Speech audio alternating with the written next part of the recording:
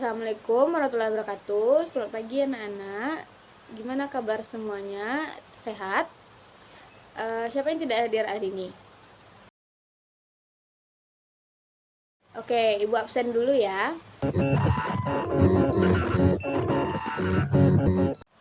Nah, anak ada yang ingat gak minggu kemarin kita belajar apa?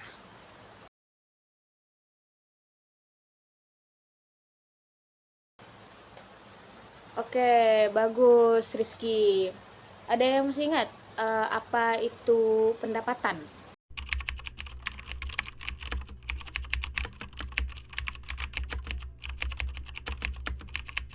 Oke, bagus Nia. Nah, untuk pelajaran minggu ini, ada yang tahu nggak kita belajar apa?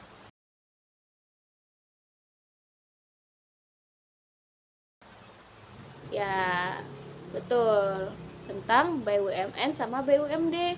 Ada yang pernah itu nggak? Pernah isi minyak Pertamina? Nah, Pertamina itu termasuk dalam BUMN, BUMD atau BUMS?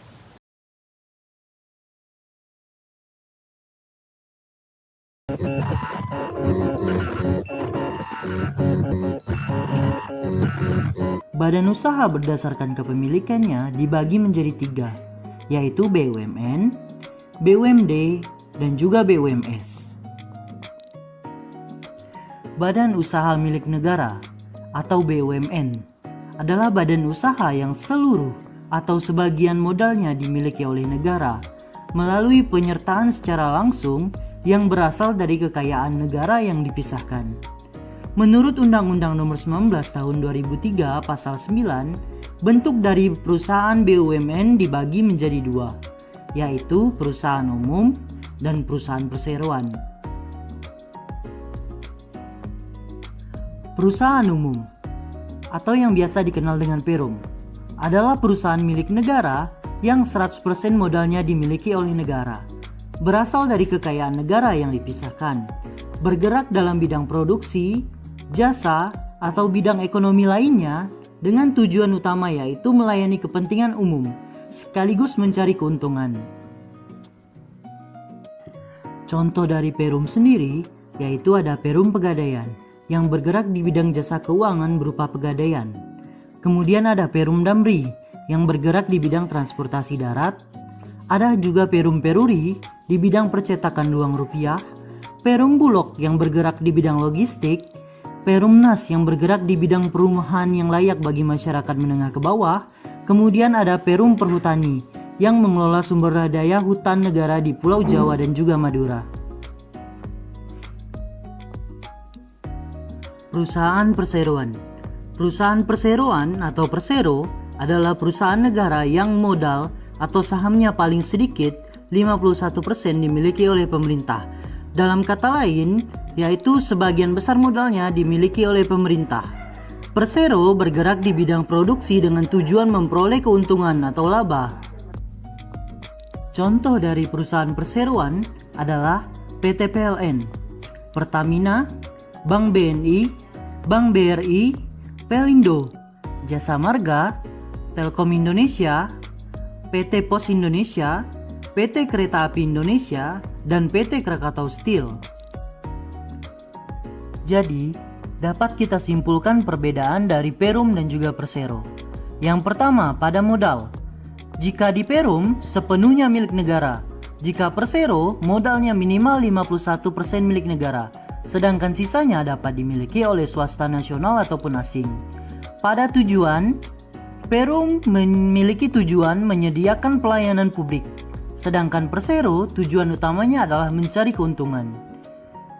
Pada bidang jasa pelayanan, perum melayani bidang jasa yang vital bagi masyarakat, sedangkan persero bisa berbagai usaha secara luas. Untuk status kepegawaian, perum pegawainya memiliki status sebagai pegawai perusahaan negara, sedangkan persero sebagai pegawai swasta. Badan usaha milik daerah. BUMD merupakan badan usaha yang seluruh atau sebagian besar modalnya dimiliki oleh daerah. BUMD didirikan dengan tujuan untuk memberikan manfaat bagi perkembangan perekonomian daerah pada umumnya, menyelenggarakan kemanfaatan umum berupa penyediaan barang atau jasa yang bermutu bagi pemenuhan hajat hidup masyarakat sesuai dengan kondisi, karakteristik, dan potensi daerah yang bersangkutan berdasarkan tata kelola perusahaan yang baik.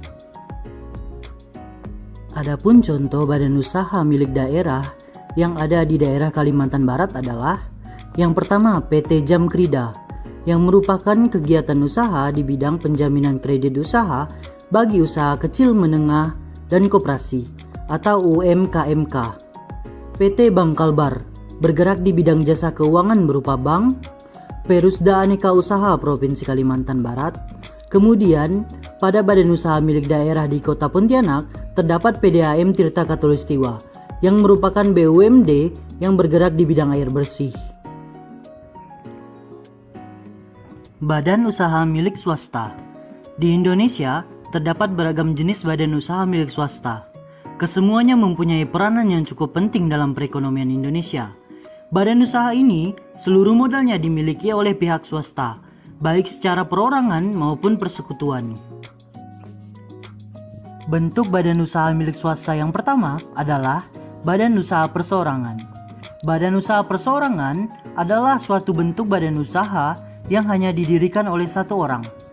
Modalnya juga dari satu orang yang sekaligus memimpin dan bertanggung jawab atas segala pekerjaan dengan tujuan untuk mendapatkan keuntungan.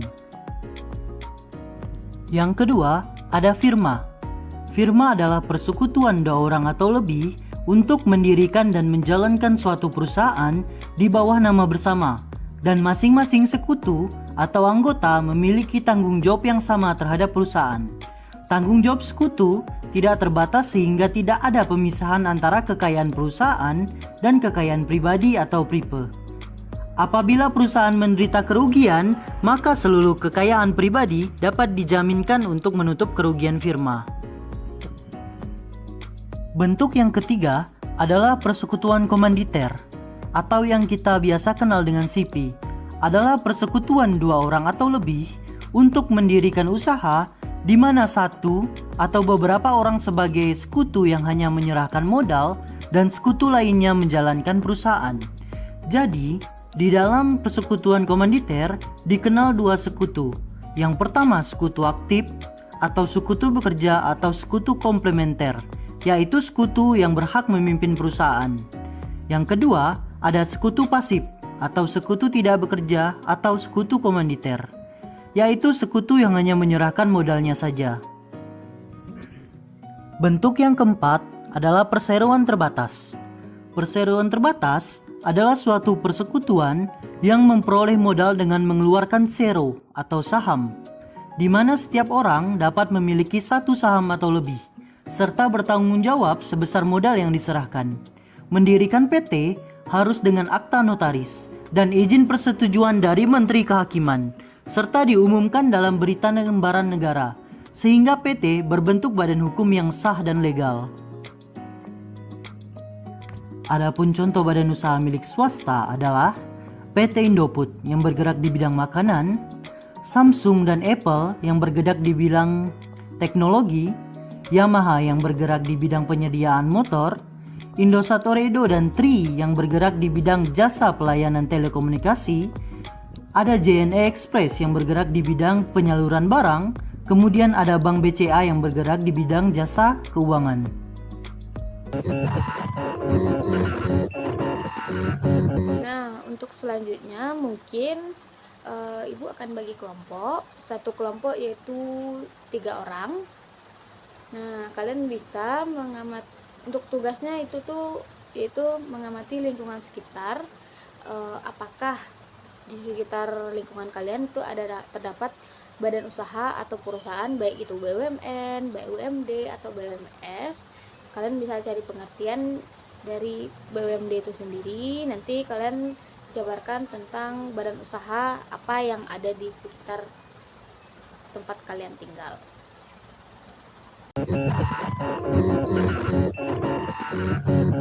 Oke, bagus. bagus kepada kelompok 1 sudah menampilkan materinya, dan kelompok 2 mungkin untuk minggu depan akan dilanjutkan oleh kelompok 3 dan kelompok 4. Nah, dari materi hari ini siapa yang dapat menyimpulkan apa itu BUMN, apa itu BUMD, dan apa itu BUMS? Mungkin bisa satu-satu aja.